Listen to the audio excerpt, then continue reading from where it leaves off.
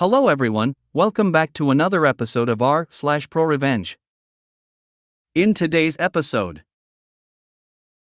help my roommate rob us and make us homeless? Bye-bye, Army officer job. Repost, fixed Rule 6. I was able to simultaneously gain a $30,000 per year pension for my mother while wiping my piece of shit father's retirement. Want some free gas? I gotcha, bro. Before we get started, make sure to subscribe so you will never miss a video. So let's get started. Help my roommate rob us and make us homeless? Bye-bye, Army officer job. Repost, fixed Rule 6. After my son was born and my wife almost died from pulmonary embolisms due to undiagnosed lupus eating her lungs, we finally managed to go on our first family vacation when my wife's health recovered. To preface this, we had to get a roommate to help with bills during this time, and a longtime friend was happy to help out and get a reasonable place to stay. Now, this is where Army Liar comes in. I had known this guy for almost 2 decades, spent entire summers at his family's place, and even lived with him on multiple occasions. I genuinely thought of this guy as my brother, cried in each other's arms type shit. As dumb people do, he developed a massive ego after his parents paid his way through Colorado State University Pueblo. He started hanging with the definition of gigachads, and all of a sudden is nothing but conservative politics and lying his ass off to get into the reserve officers training program for the Army at the college. This is important for later, working out at the college with his brothers and generally being above hanging with people who couldn't have a golden parachute from their parents. So, Army Liar graduates, gets commissioned as an officer, and it's a shock when he wants to come hiking and partake of adventurous, generally wild college youth stuff. My roommate gets together with him, and through the wonders of the World Wide Web, we had a great time. I managed to decompress from my almost dying wife, as well as the struggles of being a new father. Now, back to vacation. We visit family in Oklahoma. I had not seen my family in ages, and it's a great time. When we arrive back home, half the whole house is empty. There is a note from roommate that Army Liar helped him move all his sh*t out, and good luck. Understandably, this was a terrible turn-off events. Any parent will tell you, you can't just plop some rando in the now vacant room due to trust concerns and an infant present. Now, I'm frantic at this point. Tons of our sh*t is missing. Our marriage documents, birth certificates, lease, wife's 3DS and more, all gone.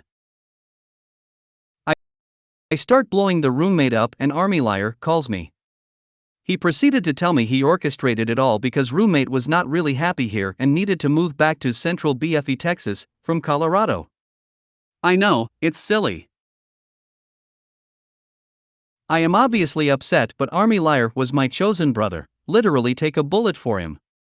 I explained that I am missing all the things I'd noticed. He has the nerve to say, yeah, not my problem. I was floored. He had spread some bullshit about me treating my roommate badly to his whole family, and they stopped talking to me. These are people who essentially raised me, housed me, and who were better parents than my own. I'll confess that I did something then that I was not proud of at the time. I told Army Liar that if he won't at least help me get my things back, I would have to contact his army supervisor and explain how he essentially just helped rob me. He laughed and told me to go right ahead. In the end, I caved and didn't do anything. I was too mentally and emotionally exhausted, my wife was crushed, and my son was upset by our constant crying and worrying about how we were going to pay our bills.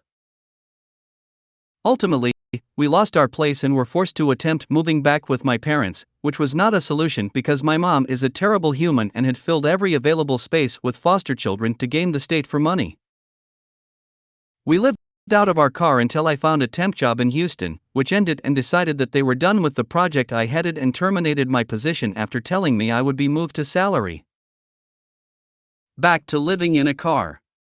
This was the darkest time off my entire life thus far, and more than once I fantasized about driving my family off a bridge or into oncoming traffic just to escape this hell. I finally landed a stable job back in Colorado, was able to get counseling, and rebuild our life in a way that depended on nobody but myself. Happiness actually came back into our lives. My 2-year-old son would never remember this dark period, and I made friends who put Army Liar to shame. But what's this? I hear from some old friends that Army Liar dropped them like old garbage, and they missed him, wondering if I knew where to find him, and find him I did. Turns out, stupid boy, Army Liar got married and was traveling the globe as an army officer, strongly exuding the whole 10 yards of my sh*t doesn't stink vibes. I remarked to one of my good new friends who just left the Navy that I couldn't believe they gave Army Liar a security clearance with all the things Army Liar had done in the past which would disqualify such a clearance. My friend told me that Army Liar most likely lied and had his new bro friends do all his interviews because if the army found out they wouldn't have cleared him. Cue the gears to start turning. Turns out it's incredibly easy to get in contact with people who care in the army. I talked through Army Liar's complete past, leaving nothing unsaid. I threw my own dignity to the wind and spilled every illicit detail of the shenanigans we were involved in as 18 to 23-year-olds, including the previously mentioned relaxing hiking trip. The one he took after his swearing in. Needless to say, guess who should pop up on my LinkedIn feed as transitioning out of the army without a listed clearance? Now, Army Liar and his wife live at separate addresses, and I'm sure that has nothing to do with forwarding his past full of legally questionable deeds to her good Christian cell phone number, but we will never know. I now go look at his obviously depressed face on LinkedIn anytime I'm feeling down. Don't ever let people convince you to forgive and forget, burn those bridges down. They deserve it, and I promise it will be the best feeling you have ever felt. I know it was for me. I was able to simultaneously gain a $30,000 per year pension for my mother while wiping my piece of shit father's retirement. My father is the Canadian Satan. Growing up with him was less than fun, and I can assure you, based on witnessing it, he was a less than fun husband. I'd go on about what a piece of sh*t my father is, but instead I'll quote a judge: "You're the most despicable human I've ever had in my courtroom," and that's coming from a family court judge. I read this whining endorsement of my dad's personality in the court documents I acquired related to his divorce with my mom. The same place I discovered the fuckery he had engaged in to steal from my mom. It's also where I found the information I needed to get one over on him so severely he's going to disinherit me. A frame of reference about my father is that he's a pathological narcissist and behaves exactly how those people are compelled to act. They aren't generous people, and punching them in the wallet is like a slapshot to the taint from Gretzky. He's kind of like Donkey from Shrek, but also Jospe Stalin, a monstrous jackass.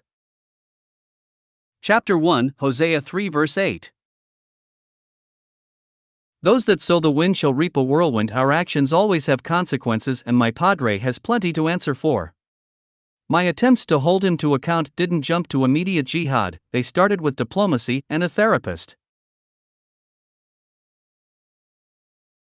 About 10 months ago, when our tale begins, I was going through some stuff. Stuff being a whole lot of PTSD related to both my dad's abuse and my job as a paramedic. He did a ton that affected me deeply, things that I needed to move past, along with all that other razzmatazz from 15 years of EMS. In so trying to move past and work through everything, I quit drinking, started turning my untreated PTSD into treated PTSD, and thinking having my dad involved might help me and our relationship. Will I seriously misjudged that one? So you'll probably be unsurprised to hear that conversation went swimmingly. I'll spare you the lurid detail, but when I broached the subject with him, our back and forth degenerated into visceral hate, with him screaming at me that I'm a failed paramedic, liar, and piece of sh*t alcoholic. While I have a certain pride about my job, I have more pride in my 14 months sobriety, so hearing this from my old man might have caused me to behave a bit psychotically. I got right pissed off at him and decided to dig up every bit of dirt I could, see what kind of man he actually is and has been. When it was convenient, I hoped in the mystery machine before taking a trip to the courthouse to unleash my inner gumshoe. Everything is public record, so I bulk bought copies before retiring to my easy chair to read, plot, and pet my white long-haired cat. For good measure, I obtained a file of divorce document from my mother.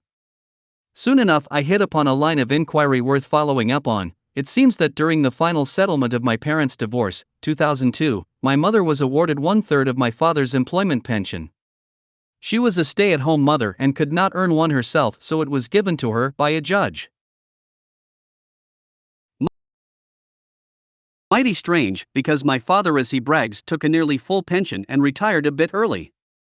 No way that asshat was living the last 10 years after retiring early on a 2/3 pension. He isn't constantly bitching about it. So I asked my mother if she was collecting a pension from his job or had cashed out the value, 100K plus at the time, 20 years ago. No to both questions.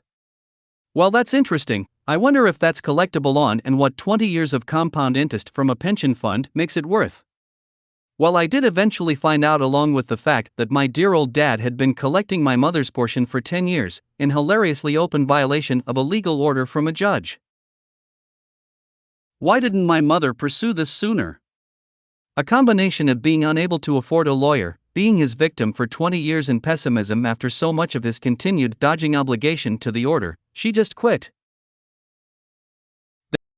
There is effectively no statute of limitations he could hide behind because the wording of the settlement. Insofar as I could tell, I had him dead to rights and my mother would be collecting. It would be a slam dunk. I just needed to hire a lawyer to help me, so I set out to find the most unbalanced, bloodthirsty psychotic who passed the bar exam. Chapter 2: ET2 Pension Lady? As it says in the good book, screw unto others as they would screw unto you, so that's what I set out to do. The misanthropic sociopath I hired for legal counsel suggested we send a demand letter to the pension office to try and remedy it before filing what would undoubtedly be an easy win for him. I agreed in spirit and instead phoned up the pension office and got put through to the woman managing my father's file. Well, she was a delight, and it was a trivial matter for me to get her to loathe my dad. We talked for 45 minutes, and I swear if you'd given me another hour I could have convinced her to suicide bomb his house.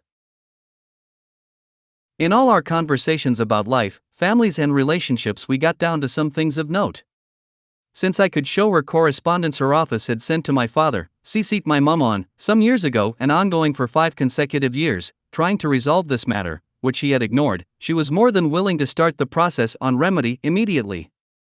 Full cooperation from this lady in her office was a matter of merely providing documentation, and with my lawyer on retainer, this office was beyond asking my father to comply. They complied for him. About 2 months since I last spoke to my father, and he now had no idea his penicillin was about to take a serious hit. Below, I'm going to break down how big a turd I put into his bowl of ice cream. My mother's portion was made whole and adjusted to reflect that her portion was brought to maturity and beyond, so his early retirement doesn't affect her fund. So he loses 10 years of valuation to her. He also retired 3 years early, which cocks him down now to 17 years of pension valuation, not 27. If you'd forgotten, my dad had been collecting my mum's money and was overpaid by 30K per year for the last 10 years.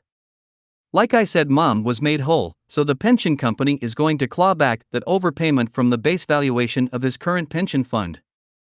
I'm not exactly sure what that does to the number, but it effectively nerfs my old man's private retirement fund. He's got government old age pension that he took early too. Whoops. My dad did some awful sh*t to me, but I only had to suffer 17 years of him. My mum still has the high score at 20. As much as I did this for spite and malicious glee, I did do it to give my mum a chance a proper retirement. Chapter 3: Glitter Bombs of Justice.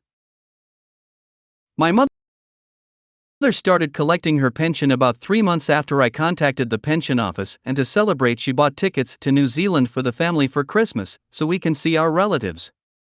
I was able to get most of my retainer from the lawyer back, and to celebrate I went online to order a glitter bomb. I was able to ship it to my old man anonymously from another country. I heard through my sister he opened it up in his stupid red Miata. Ha ha ha, he'll never get rid of it. Want some free gas? I gotcha, bro. Hope this qualifies as ProRevenge. Let me know if needs removing.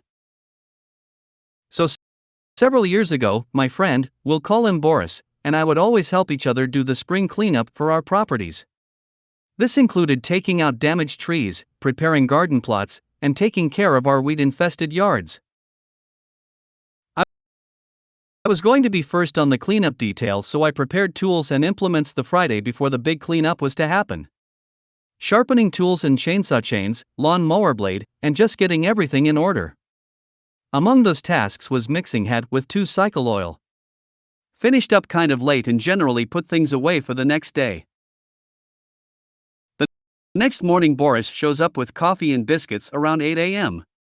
As we were sitting on his tailgate enjoying breakfast, my neighbors ride by in their beat to hell Chevy Cavalier smoking like a freight train.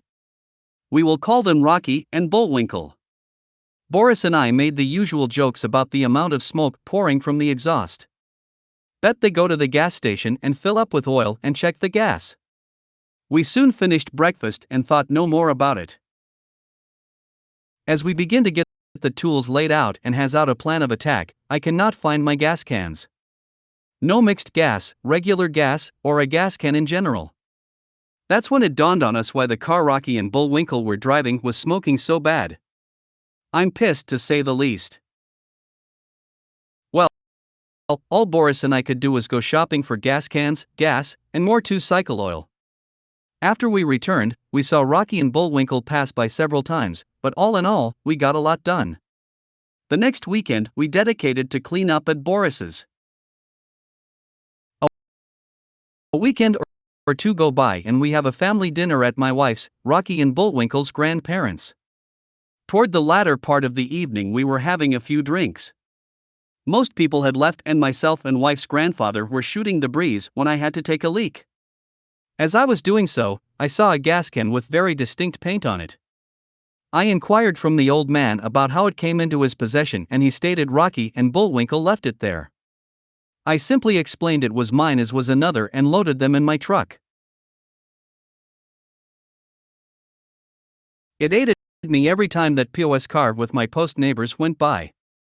So I hatched a plan from a rotten egg.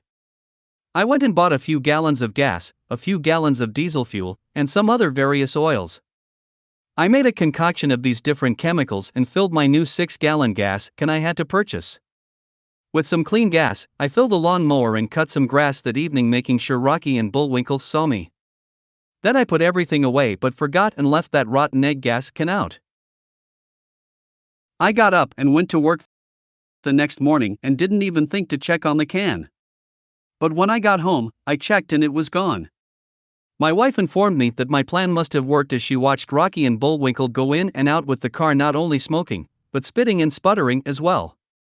The last time they rode out, they didn't ride back in. They gave me about an hour of peace before they came over and wanted to know if I could look at the car and see what was wrong. If it could not be fixed on the side of the road, maybe tow it home. My response? I've had a long day and have a migraine. Maybe tomorrow. I saw the panic set in when I told them that. That's when they told me they had no insurance and it was on a main road. Tough luck. So the highway patrol did run across it and had it towed. It was going to cost them around $500 to get it out of impound, plus they had to have current registration and insurance. Car wasn't worth it. Well, they're those type of people that good luck just falls on them, and the pastor for a local church gave them an old for Taurus. Took me a few cans of rotten egg gas, but I got the motor to lock up after about a month. This time it quit in their grandparents' yard. So, they scrapped it, and as luck would have it, they got their income tax returns. They bought a nice looking Ford F-150, but it began having problems too. Smoked really bad. They did take it to a mechanic that eventually found the problem. He got the truck running right again for about $1,500, and I have never had any more gas come up missing. Thanks for reading. If you made it to the end of the video, thanks for watching. Don't forget to like, subscribe and share, and we will see you in the next video.